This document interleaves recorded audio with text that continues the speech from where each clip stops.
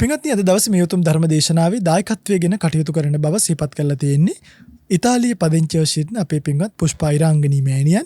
බොහෝ වෙලාවට ධර්ම දේශනාන් වල දායකත්වයෙන් කටයුතු කරන පින්වත් මෑණියන් අද දවසේ මේ උතුම් පින්කම සිදු කරන බව දක්වලා තියෙන්නේ.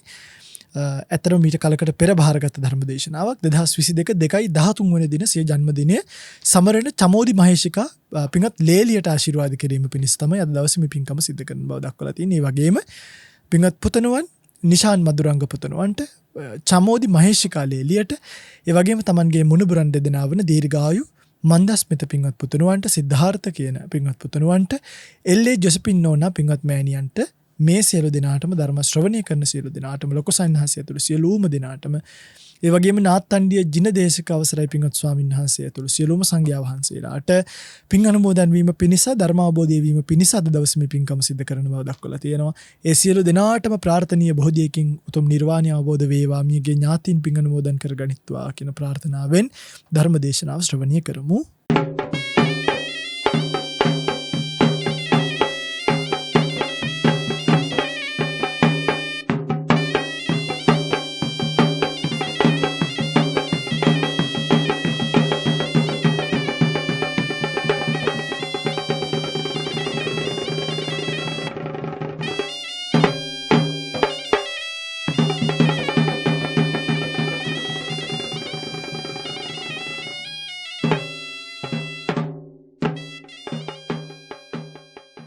समन्ता चक्रवालेषु अत्रा गच्छन्तु देवता सद्धम्मं मुनिराजस्स सुनन्तो सग्ग मोक्खदं धम्मස්සවන කාලෝ අයං බදන්තා ධම්මස්සවන කාලෝ අයං බදන්තා ධම්මස්සවන කාලෝ අයං බදන්තා.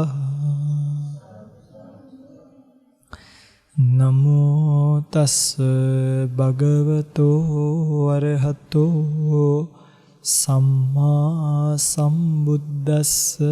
නමෝ තස්ස භගවතෝ අරහතෝ සම්මා සම්බුද්දස්ස. නමෝ තස්ස භගවතෝ අරහතෝ සම්මා සම්බුද්දස්ස. සබ්බේ ධම්මා අනත්තාති යදා පඤ්ඤාය පස්සති අත නිබ්බින්දති දුක්ඛේ ඒස මග්ගෝ විසුද්ධියාති.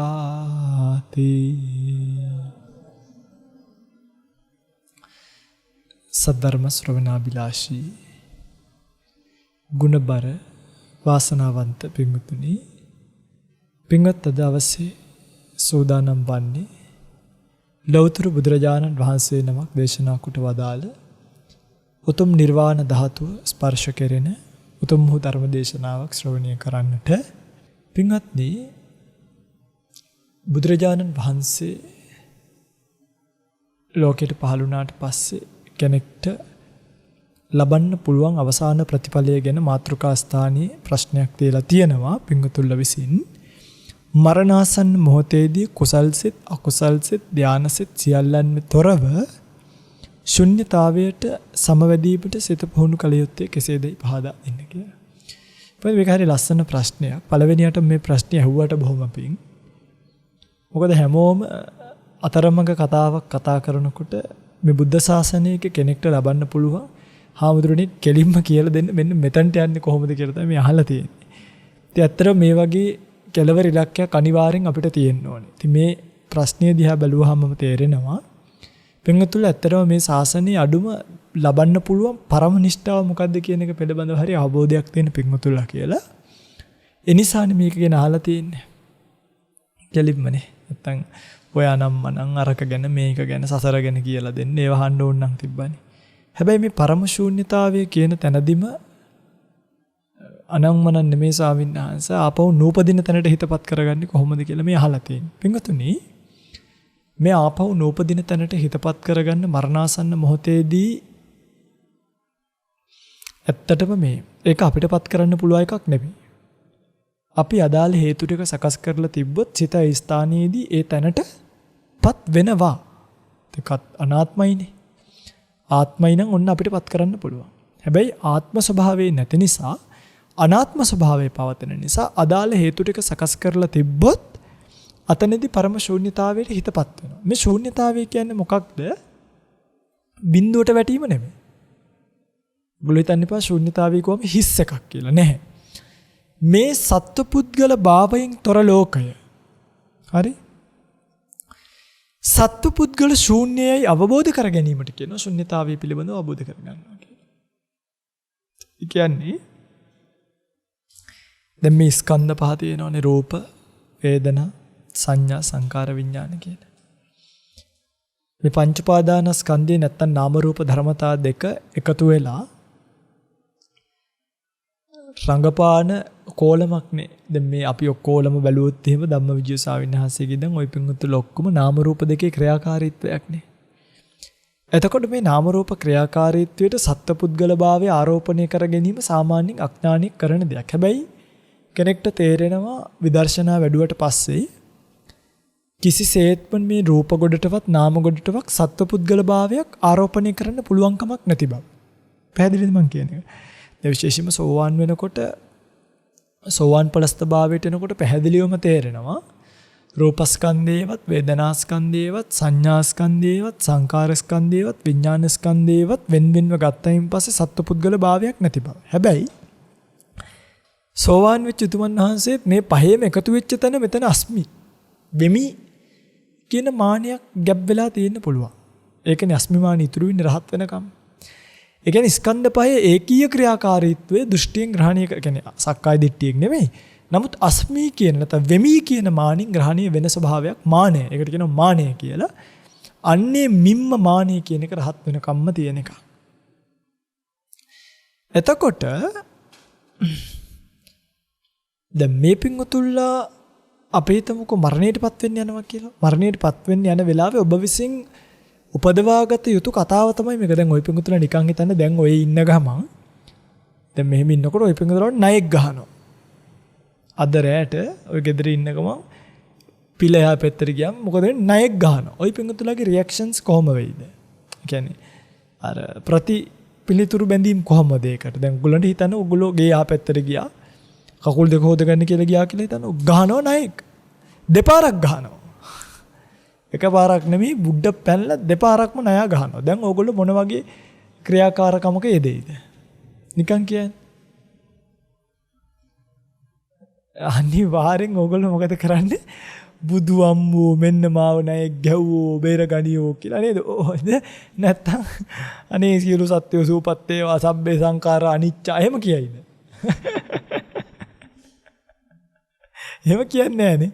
කෙලින්ම I think පින්වතුනි ඔය මෙතන දැන් ඔහොම ඉන්නවනේ. එක පාර්ට් මෙහෙම මැද්දට හෙනයක් ගැහුවොත් මොකද වෙන්නේ? ඔය පින්වතුන්ට මෙහෙම කළා ගැස්මක් එනවනේ.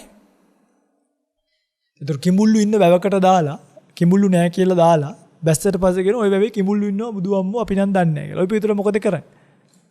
අනේ ඉතින් කිඹුල්ලු කනවා නම් කාපු දින් කියලා ඉන්නවද පණ කඩාගෙන පීනගෙන උඩට එනවද? අන්න ඕකට කියනවා ආත්මීය දෘෂ්ටිය කියලා. නැත්තම් දැන් ඔයගලන්ට පුළුවන් ද මෙන්න මෙතනට එන්න? දැන් ඔයගොල්ලෝ ඉන්න තැන ඔතන. ඔයගොල්ලෝ ආයුත්තේ මෙතනට. ඔන්න ණයා ගහනවා. ගැහුවට පස්සේ ගහනකොටම බය මාත්‍රයක්වත් උපදින්න නැතුව දෂ්ට කරලා ඉවර වෙනකොටම අපිට මතක් වුණොත් රයිට්.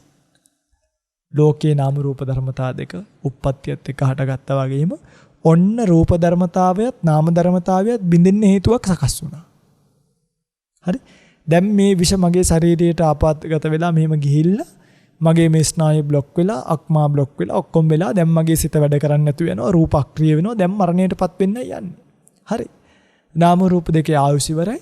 දැන් මොකද කරන්න ඕනේ? දැන් මේකේ විදර්ශනා කරගන්න ඕනේ කියලා පැත්තකට ගිහිල්ලා ඉඳගෙන ගහක් මුල මේ දැන් ඔබට වේදනාව දැනෙනවනේ දැන් විෂ යනවා. දැන් මට හුස්ම ගන්න බෑ. මේ තමයි සංසාරයේ හැටි නාම රූප ධර්මතාවල හැටි. මේවා ආයි ලැබුවත් ඔච්චරයි ආයි ලැබුවත් ඔච්චරයි ආයි ලැබුවත් දැන් ඔහොම කරන්න පුළුවන්. දැන් මේ තියෙන තත්ත්වය හැටියට පුළුවන් ද බැරිද? දැන් ඔයගොල්ලෝ කිව්වේ කෑ ගහනවා බුදු අම්මෝ කියලා කියලා. පින්වතුනි ඇත්තම කතාව තමයි. ඔන්න ඔතන්ට ඔබේ හිතපත් වුණු. අන්න එතකොට මොකද වෙන්නේ? සංස්කාර පිළිබඳව අපේක්ෂාවක් නැතුව. ඒ මොකද සංස්කාර පිළිබඳව දන්නවනේ. නාම රූප දෙකේ පැවැත්මත් නැවැත්මත් උදයත් වයත් ඇතිවීමත් නැතිවීමත් භංගයත් භවිතුප හැම දෙයක්ම ඔබට තියෙනවා නම් ඔබ කිසිසේත්ම මේ නාම රූප දෙකේ නැවත මුලා වෙන්නේ නැති දැනකටපත් වෙනවා. ඔන්න ඔතනට හිත හදා ගන්න ඕනේ. කොහොමද ස්වාමීන් වහන්සේ ඔය කියන ආකාරයෙන් ණයක් දෂ්ට කරාම ඔච්චර බය නොවී ඉන්නේ පින්වතුනි. ඒ තමයි. දැන් මේ අහලා තියෙනවනේ සිත පුරුදු කළ යුත්තේ පුහුණු කළ යුත්තේ කොහොමද කියලා. ඔන්න ඔතනට තමයි ඔබේ හිත පුහුණු කරන්නේ. ඒක කරන්නේ කොහොමද? ඒක කරන්න පින්වත්නි දීර්ඝ වැඩපිළිවෙලක් තියෙනවා. නිකන් මේ දවසින් කරන්න පුළුවන් එකක් නෙවෙයි. ඔබ විසින් සංකාර උපේක්ඛා ඥානෙ උපදවා ගන්න ඕනේ. ඒ කියන්නේ හැම සංස්කාරයක් පිළිබඳවම ඇලීමකුත් නැති, ගැටීමකුත් නැති. ඒ කියන්නේ කිසිම ඇයි ඇලෙන්නේ නැත්තේ? ඇලිලා වැඩක් නැහැ කියලා දැනෙන්න ඕනේ. ඒ කියන්නේ කලකිරීමක්, නිබ්බිදාවක් ඇති වෙන්න බෑ. සංස්කාර පිළිබඳව කලකිරීමක් ඔබට තියෙනවා. ඒ කිසිම සංස්කාරයක් පිළිබඳ වැළීමක් නැති තැනකට හිතපත් කරගන්න ඔබට පුළුවන් නම්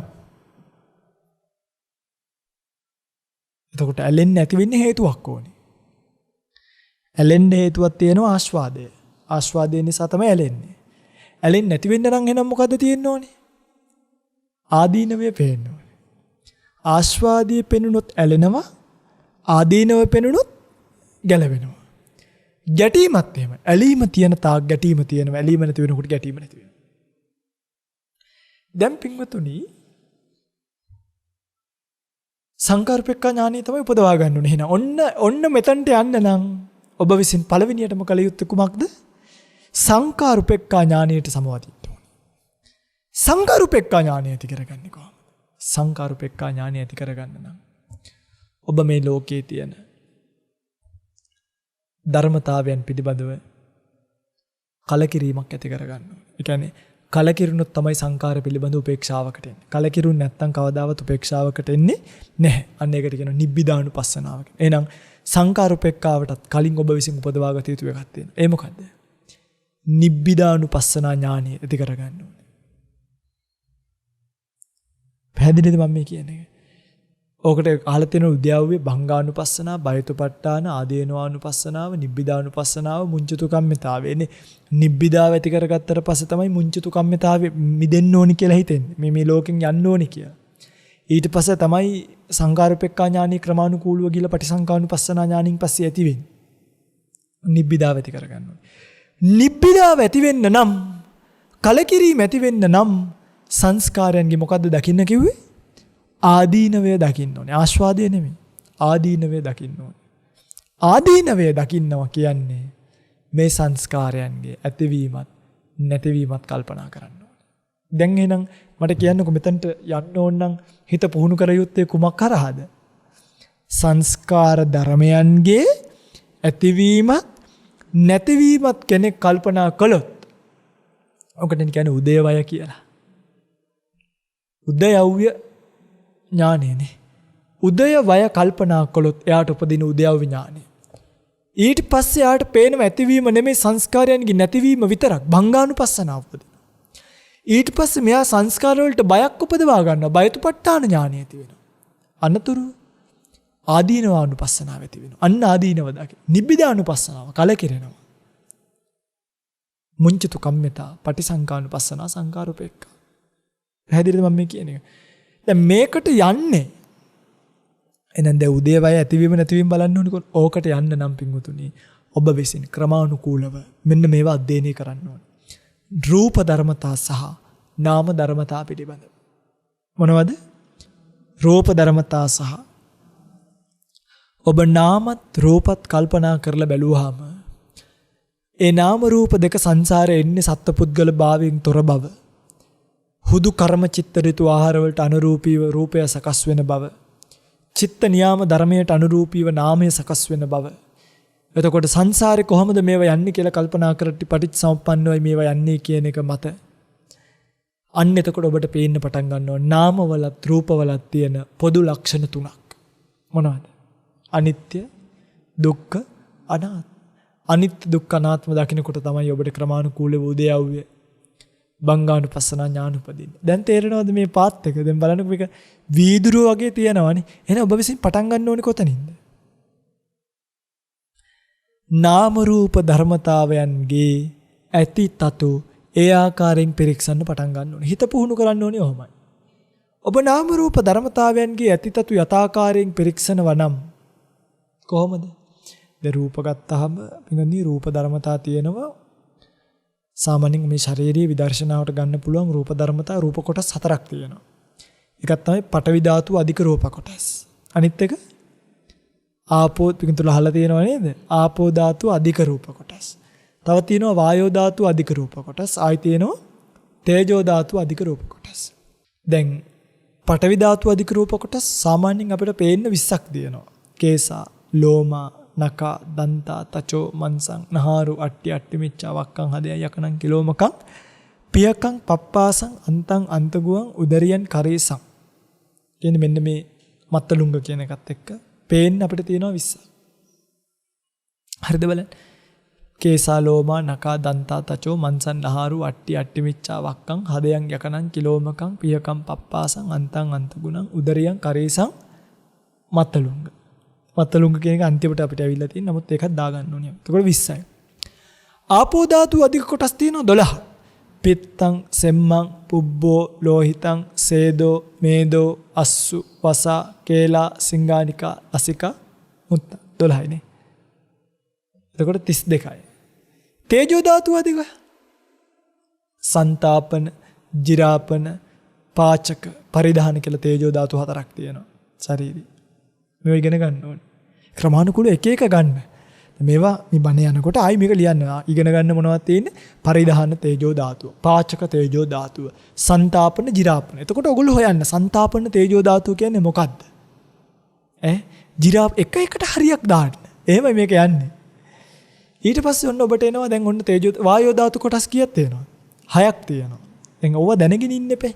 දැනගෙන ගියොත් කොයිද කතරගම නොදැන ගියොත් අතරමඟ කියලා කතාවක් තියෙන. දැනගෙන යන්න ඕනේ. මේවා දන්නේ නැතුව කොහමද මරණසන්න මොහොතේ ශුන්්‍යතාවයට සම්බන්ධින්? වායෝ ධාතු 6ක් තියෙනවා. ධාතු අධික රූප කලාප කොටස් 6ක් ගන්න පුළුවන්.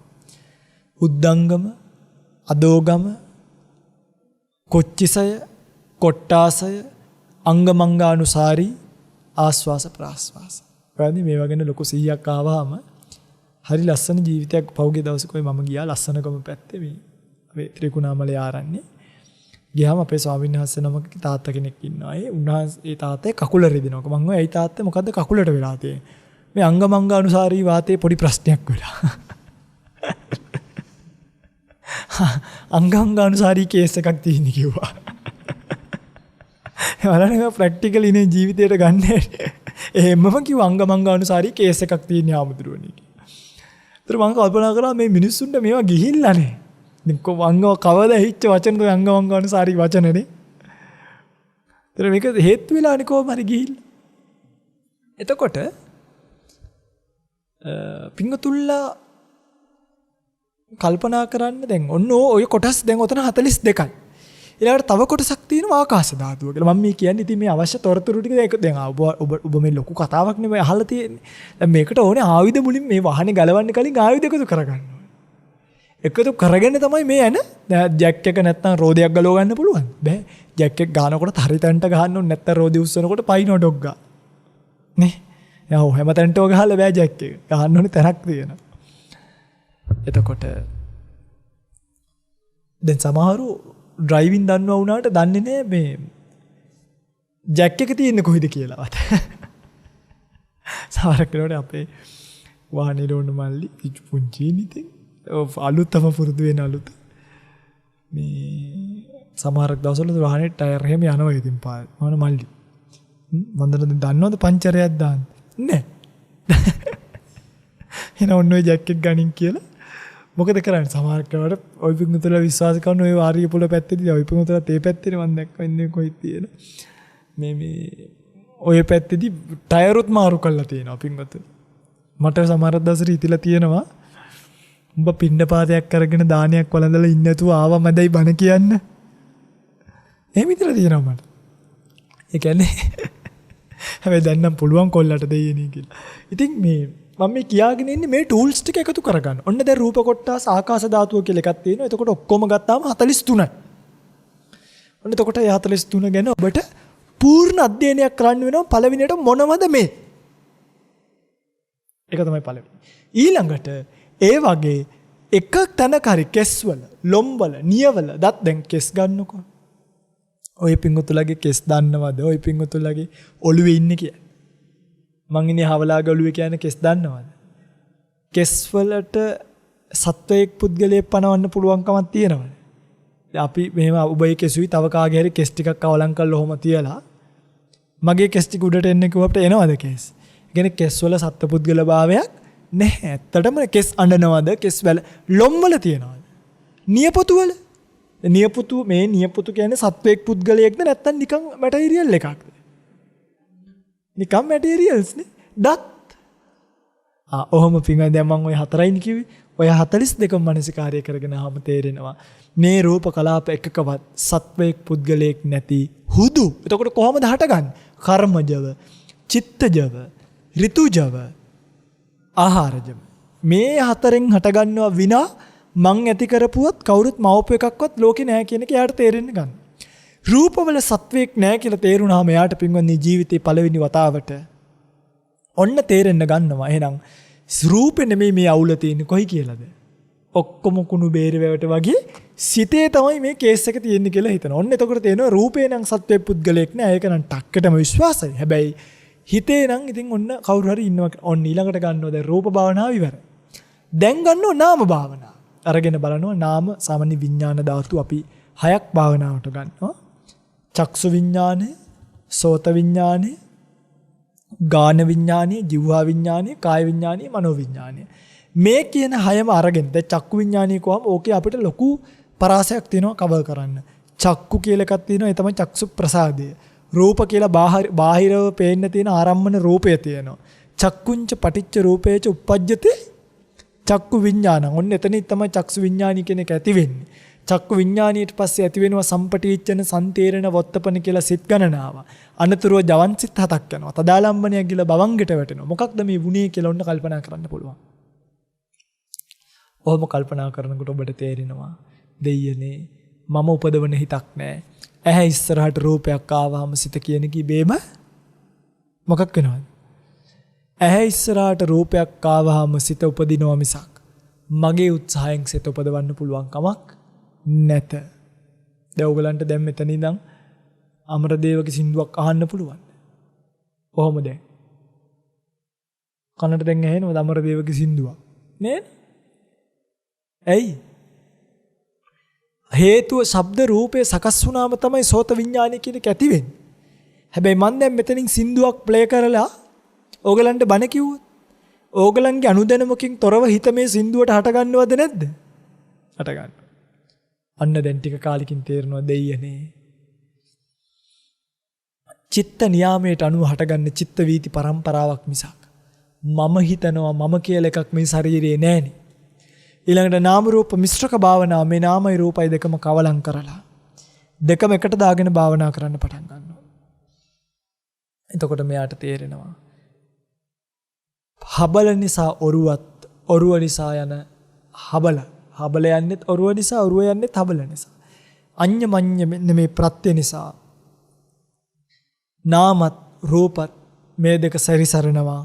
මේ දෙකේ සැරිසරීමට දාලා තියෙනවා මම නමක් සත්වයා පුද්ගලයා කියලා. හැබැයි සෙපරේට්ලි ගත්තාම වෙන් කරලා ගත්තාම රූපවල සත්වයකුත් නැහැ නාමවල සත්වයකුත් නැහැ. අන්න බලන නාම රූප පරිච්ඡේද ඥානෙ ඇති වෙනවා. දැන් ඊට පස්සේ ඔබට ඊළඟට කල්පනා වෙනවා එතකොට දෙයියනේ සත්වයක් පුද්ගලයෙක් නැත්තම් නාම රූප කොහොමද සසරේ එන්නේ? ඔන්න ඊට පස්සේ ඔබට අහු වෙනවා විඥානිය ඇති වෙන්න නම් සංකාර තියෙන්න ඕනි. සංකාරය ඇති වෙන්න නම් අවිද්‍යාව තියෙන්න ඕනි. අවිජ්ජා පත්‍ය සංඛාරා සංකාර පත්‍ය විඥානං විඥාන පත්‍ය නාම රූපං නාම රූප පත්‍ය සලආයතනං සලආයතන පත්‍ය පස්සෝ පස්ස පත්‍ය වේදනා වේදනා පත්‍ය තණ්හා තණ්හා පත්‍ය උපාදාන උපාදාන පත්‍ය භවෝ භව පත්‍ය ජාති. අන්න ඉපදෙන විදිය කියන්නේ ඉපදෙන ක්‍රමවේදය ලෝකෙට ආවා. ඊට පස්සේ ඔන්න ඔබට තේරෙනවා සත්ත්ව පුද්ගල ශූන්‍ය නාම රූප ධර්මතා පටිච්ච සමුප්පාදය නිසා පටිච්ච සමුප්පන්න ධර්ම බවට පත් වෙලා පටිච්ච සමුප්පාදයෙන් ඉපදිච්ච පටිච්ච සමුප්පන්න ධර්ම බවට පත් වෙලා ලෝකෙ සැරිසරන. එතකොට ඔන්න ඔබට මගේ දිහා ඔබ ඔය භාවනාව කරලා ඇවිල්ලා මගේ දිහා බලනවා. දැන් පේන්නේ කොහමද? දැන් පේන්නේ ධම්මවිජ්ජාමඳුරු බණ කියනවා කියලානේ. එදාට පේන්නේ පටිච්ච සමුප්පන්න ධර්මතා ටිකක් හේතුන්ට අනුරූපීවම ක්‍රියාත්මක වෙමින් පව. දැන් මම මේ බණ කියනවා කියන එක අතර මම මේ හිතලා කියන එකක් නෙමෙයි පින්වතුනි. ඒ නේද? එහෙනම් ආමුදුරුනේ ඔය ඉබේ කියවෙනවා ආච්චි වෙහිලාද නැහැ. සාංශාරික හෝ කුමක් හෝ නිසා හේතුවක් සකස් වෙලා මිනිස්සුන්ට බණ කියන්න ඕනි කියලා. කුමක් හෝ නිසා. ඒ හේතුවට අනුරූපීව ක්‍රියාත්මක වෙන ඵල මිසක්. ඒට අනිද්දාට මට තේරුණොත් එහෙම දැන් මම මේ දැන් බණ කියාගෙන යනවා. දැන් ওই පින්වතුන්ලා ඔක්කොලම එකතු වෙලා බයින්න පටන් ගන්නවා. ධම්මවිජ්ජාමඳුරු බණ වැඩක් නැහැ අරකයි. එතකොට මොකද කරන්නේ මම්ම? හේතුව සකස් වෙනවා බණ නවතින. ආයි මගේ බණ මෙහෙ යන්නේ නැහැ ඊට පස්සේ. අන්න දැන් තේරෙනවා. ඔන්න ඔබට තේරෙනවා පටිච්ච සමුප්පන්න ධර්මතා ටිකක් ක්‍රියාත්මක භාවයේ පවතිනවා කියලා. ඊට පස්සේ ඔබ මේ පටිච්ච සමුප්පන්න ආපු නාම රූප ධර්මතාවල අනිත්‍ය ලක්ෂණය බලනවා. චිත්තක්ෂණයක් පාසා නැති වෙන සිතත් චිත්තක්ෂණ 17ක් පාසා නැති වෙන රූපයක් පිළිබඳව අනිත්‍ය ලක්ෂණය බලන ඔබට දෙයනේ මෙච්චර ඉක්මනට විපරිණාමයට පත් වෙන මේ නාම ධර්මතා දුකයි නේද කියලා දුක්ඛ ලක්ෂණය වැටහෙන්න ගන්නවා. ඊට පස්සේ සැප සනීප කෑම එකක් ළඟට આવොත් ඔබට පේන්නේ සැපද දුකද? ෂණ මාත්‍රයක් ඇතුළත මේ රූප ධර්මතාවල නාම රූප ධර්මතාවල් වල නැතිවීම අරමුණු වෙන ඔබ කිසිදු කෑමකයි මුලා වෙන්නේ. රූප ධර්මතා පිළිබඳවවත් ඔබට අවබෝධයක් වෙනවා චිත්තක්ෂණ 17න් 17ට විරුද්ධ අනිච්චභාවයට පත් වෙන මේ රූප කලාප පිළිබඳව. මේවා සකස් කිරීමත් දුකක් නේද? සකස් කරපු ඒවා චිත්තක්ෂණ 17න් 17ට වෙනස් වෙනවා කියන එකත් දුකක් නේද? වෙනස් වෙන අතරමඟ දෙන පීලන දුකත් මහා දුකක් නේද කියලා පින්වත්නි කියන්නේ තැවීමත් දුකක් නේද කියලා ඔන්න කල්පනා වෙන්න පටන් ගද්දී ඔබ ක්‍රමානුකූලවම අනිත්‍ය දුක්ඛ අනාත්ම නිසා මේ රූපවල ඇතිවීමත් නැතිවීමත් බලන යෝගාවචරයන් බවට පත් වෙනවා. ඕකට කියන උද්‍යව ඥානීය මුල් අවස්ථාව කියලා. ඕකේ නැවත නැවත මනසිකාරීදී උද්‍යව ඥානීය මෝරනවා. උද්‍යව ඥානීය මෝරනකොට භංගානුපක නැතිවීම විතරක් පේන්න පටන් ගන්නවා. ඒකට කියනවා භංගානුපස්සනාව කියලා. භංගානුපස්සනා විද්දි ටිකින් ටික භංගය දකින්නකොට ඔබට සංස්කාර පිළිබඳව බයක් ඇති වෙනවා. ඔබට ඔබේ ගෙදර අලුත් දරුවෙක් දැන් ඉපදුනොත් එහෙම අප්පුඩි ගාලා දෙයිය දුන්නාය අම්මේ ඉතින් අපේ පණය කියලා සතුටු වෙනවනේ. උදේව භංගානුපස්සනාවට පස්සේ දරුවෙක් ඉපදුනොත් එහෙම ඔබට උපදින්නේ බයක්. ඇයි? උප්පත්තියා සහේ වේදං මරණං ආගතං සදා. භංගය පේනවා ඇති වෙච්ච රූප කලාප වල භංගය ඔබට පේනවා හොරාට රහසින්. භංගානුපස්සනාව දකින්න ඔබ උද්‍යව්‍ය බයතුපට්ඨාන භංගානුපස්සනා බයතුපට්ඨානයේ දකින්න ඔබ ඊළඟට මේ වගේ ආදීනව මේවට ඇලීම් වශයෙන් තියෙන ආදීනව කල්පනා කරමින් ඒකට ඇලීමක් දැති කරගන්නේ කලකිරීමක්ද? අන්න නිබ්බිදානුපස්සනාව ඇති වෙනවා. නිබ්බිදානුපස්සනාව ඇති වුණාට පස්සේ මේ සංස්කාරයන් එක්ක උහුරතල් වෙවි ඉන්නද ඔබට ඕනේ. ඒ සංස්කාරයන්ගෙන් මිදෙන්නද ඔබට ඕනේ. මිදෙන්න ඔබට ඕන වෙනකොට මුංචිතු කම්මිතාවය ඇති වෙනවා. මුංචිතු කම්මිතාවයෙන් පස්සේ ආපහු සැරයක් අනිත්‍ය දුක්ඛ අනාත්ම කල්පනා කරමින් පටිසංකානුපස්සනාවත් එතනින් සංකාරූපෙක්කාවත් උපදවා ගන්නවා. දෙයනේ මොනවා කිව්වද මන් දන්නේ නැහැ. ඒ විතරයි.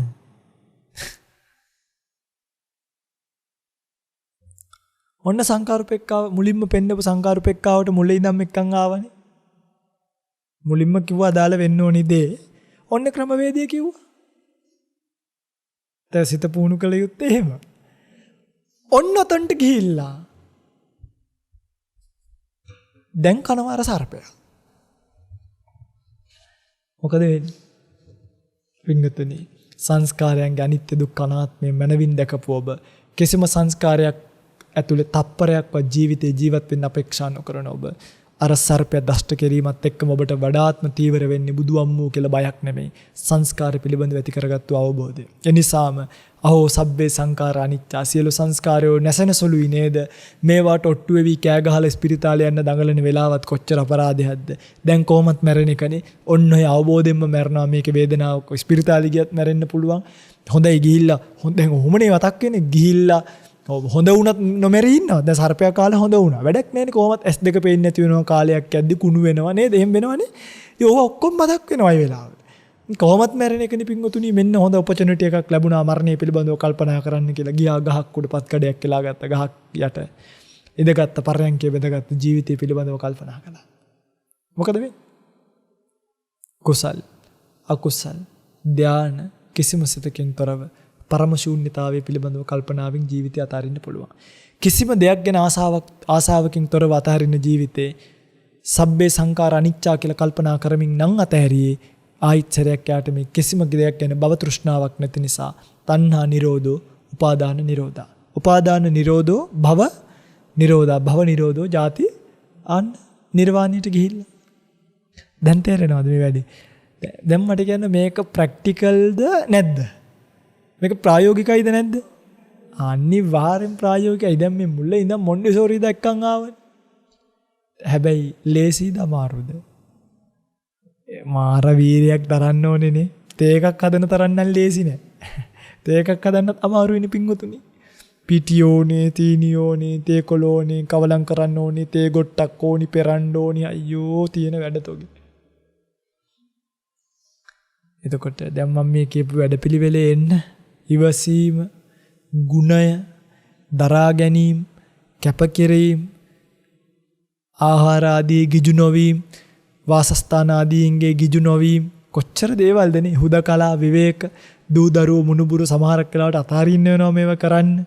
අන්න ඒ නිසා තමයි මිනිස්සු නිවන් දකින්නේ නැතුව හිර වෙලා ඉන්නේ. ඉතින් ක්‍රමවේදෙනන් කිව්වා.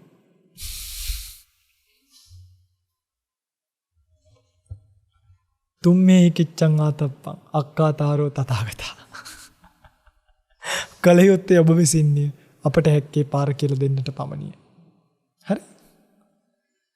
එහෙනම් ඉතින් ගෙවල් වල ගිහිල්ලා මොකක් කරන්න ඕනේ? ඕවා කරන්නේ නාම රූප ධර්මතා අර කියපු එකේ නම් පට. එක එක හරි එකතු කරන්න. පුළුවන් ඔබට. එක එක හරි එකතු කරන්න අනිවාර්යෙන් ඔබට මේ ගමන යන්න පුළුවන්. මේ ගමන හරි ලස්සන ගමනක්, හරි සුව සුන්දර මధుර ගමන. දැන් ඔබ හිතන්න එපා හම්බේ හාමුදුරුවනේ ඔබ වහන්සේ මාර කතාවන් කියන ණයෙක් ගැහුවත් කෑ ගහන. ඇයි පින්ගොන්නේ? එහෙම තමයි සංසාරේ නිවන් දැක්කේ. දැන් අර එක වෙලාවක කොටියා කනවා භික්ෂුවක්. මතකද? කොටියෙක් මොකද කරන්නේ? භාවනා යෝගී භික්ෂුවක් ඇදගෙන යනවා. ගියාට පස්සේ අනිත් සයින්හස්ලාත් පස්සෙන් යනවා. බේර ගන්න පුළුවන්ද බලන්න. බේර ගන්න බැරි වෙලා. හැබැයි මේ දැන් ඔහොමයි කියලා ණයෙක් කෑවොත් එහෙම මොකක් කරන්න ඕනේ? කියන්නේ ණයෙක් කෑවොත් මොකක් කරන්න ඕනේ? පැත්තට ඉඳ ගන්න ඕනේ. දැන් ඉඳ ගන්න එපා. දැන් බේත් ගන්න. අර ඥානියට ආවට පස්සේ ඉඳගත්තට කමක් නැහැ. දැම්ම ඉඳගත්තොත් මේ මහත් දෙයිනේ මැරුණොත් බුද්ධ ශාසනේ නැති වෙන්නේ.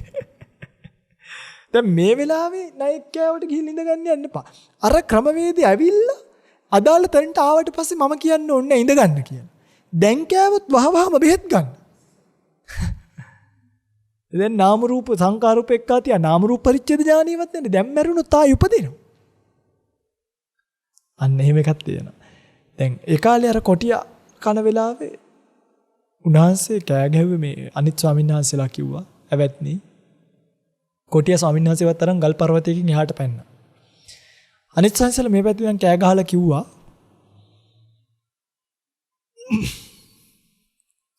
ඇවැත්නි මේ දැන් තමයි භික්ෂූන්ගේ විශේෂත්වය පෙන්වන්න වෙලාව කියලා. ওই වගේ වෙලාවට තමයි භික්ෂුවගේ විශේෂත්වය පේන්නේ. කෑ ගහන්න කරන්නේ නැතුව විදර්ශනා කරන්න කියලා. පින්වතුනි කකුලේ ගොප්මස් ගාවට කනකොට සෝවාන් වුණා. දනිස් දෙක් ගාවට කනකොට සකදාගාමි වුණා. විදර්ශනාවේ බලවත්කම. ඉන ගාවට කනකොට අනාගාමි වුණා. පපු මස කඩාගෙන කනකොට රහත් වුණා. පිරිණිවුණා. අන්න බලන්න කොච්චර ප්‍රැක්ටිකල්ද කියන්නේ. ඇයි මේ ජීවිතය පිළිබඳව ඉතින් කොච්චර කල්පනා කරන්නේ නැද්ද මේ කොටියෝ කනවා මෙහෙම තමයි සංසාරේ ආයි ඉපදුනොත් ආයි මෙහෙමයි. ඔහම හිතලා පින්ගන්නේ ගැලවුණා. දැන් අර දීග වාපිය පිළිසකර කරන එක් ස්වාමීන් වහන්සේලා පිරිසක් මේ එක හාමුදුරුවෝ කෙනෙක් උඩින් නම් පල්ලෙහාට වැටුණා. දැන් ඕගොල්ලෝ හිතන්නකො රුවන්වැලි මාසයි තීන්තක ගා ඉන්නකොට එක්කෙනෙක් උඩින් නම් බිමට වැටෙනවා අපිට පේනවා. අපි මොනා කරයිද? අයියෝ කියලා නේ දැස් දෙක වහගෙන කන් කඩාගෙන කෙන්දිරි ගාලා ඔය මායියෙන් විලාප තියලා නේ. අර බාන එතන හිටිය ස්වාමීන් වහන්සේලාගේ ඉවසීම ඇවැත්නි. දජග්ගේ සිහි කරන්න කිව්වා. දජග්ගේ සිහි කරනකොට චෛත්‍ය ඇතුලෙන් ගඩොලක් එළියට ඇවිල්ලා ස්වාමීන් වහන්සේව අල්ලගත්තා.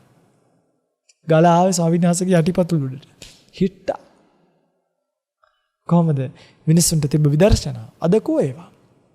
ඒ නිසා ඒ වගේ සංයමයකින්, ඒ වගේ ඉවසීමකින්, ඒ වගේ කැපකිරීමකින්, ඒ වගේ දරා ගැනීමකින් ජීවිතය ඔබ විසින් පුරුදු කළ යුතු ධර්මතා රසක් ලෝකෙ පේන්න තියෙනවා. ඉතින් මං හිතන්නේ ඔබට වැටහෙන්නේ නැති මම මේ කෙටියෙන් එක පැයක් ඇතුළත මේ කතාව කිව්වේ සම්පූර්ණ විදර්ශනා මාර්ගය. මේවට ගුරු ඇසුරකුත් තියාගන්න ඕනේ. එතකොට තමයි ගුරු ඇසුරක් එහෙම එනකොට තමයි දැන් ඔහොම යනකොට ඔයගලන්ට ප්‍රශ්න එනවනේ එක එක. ඔයගලන්ට එනවා ආමුදුරනේ සත්වයක් පුද්ගලයෙක් නැත්තම් කහන්න හිතෙනකොට කසන්නේ කවුද? අර ඒ වගේ චූටි ගැටලු වෙන්න පුළුවන්. දැන් ඔක අපිට හොඳටම තේරෙනවා. පොඩි ස්වාමීන් වහන්සේලාට භාවනා දෙන කමඨහන් දෙන කමඨහන් ආචාර්යවරු නිසා භාවනා කරන මිනිස්සුන්ට නොඑක් ප්‍රශ්න එනවා. ඔක දැන් තනියම අරගෙන ඔක අරගෙන කැලේ පයින් යන්නත් එපා. හැබැයි මේක කරන්න ගත්තට පස්සේ අපිට කරන්න පුළුවන් උදව්වක් අපි ඔයගලන්ට දැන් ඔයගලන්ට තියෙන්නේ මහා ලෝකේ ඔහොමනේ ඔය නිකන් නම්මනම් ප්‍රශ්න අහන්න එපා බොරුවට. අපරාධය. ඔයගොල්ලෝ මේ භාවනා කරන්න අරගෙන තේරෙන්නේ නැති තැන හමුදුරනේ මට සංතාපන ධාතුව තේරෙන්නේ නැහැ චුට්ටක් කියන්න කොහොමද අන්න එතකොට අපි කියලා දෙන්න. නැත්තම් පිංගුණිය හැමදේම වගේ මේ බණි වරුණාව මිනිස්සු වෙනවා ප්‍රශ්න අහනවා හැමෝම කරන කෝලම තමයි ඒක.